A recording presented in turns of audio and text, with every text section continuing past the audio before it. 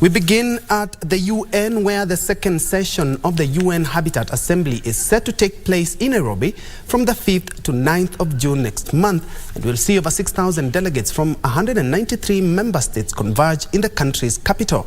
Key among discussions expected are affordable housing, urban climate action, localization of SDGs, as well as prosperity and local finance. The government of Kenya has expressed its readiness for the assembly, even as Housing Principal Secretary Charles Hinga called for urgent implementation of the assembly's resolutions.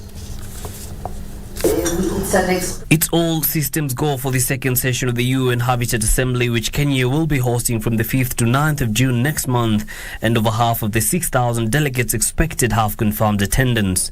There will also be a First Lady's high-level roundtable meeting to be held on the 6th of June from 10 to 1 p.m.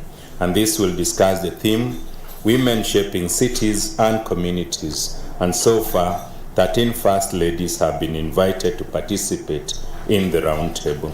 Discussions on urban housing are expected to take center stage, with the theme during this second assembly being Sustainable Urban Future through Inclusive and Effective Multilateralism, achieving sustainable development goals in times of global crisis. Housing peers Charles Hinga noting the success of Singapore's public housing as a good place to learn from. They put their money where their mouths were.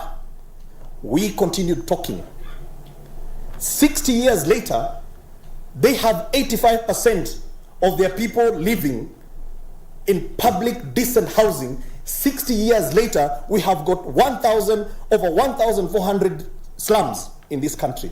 This is the opportunity to discuss the gaps, opportunities and actions that we should take to improve the quality of life for all. Delegates will review major trends in human settlement and sustainable urbanization and recommend strategies for coherent implementation of urban human settlement in tandem with the Sustainable Development Goals and new urban agenda.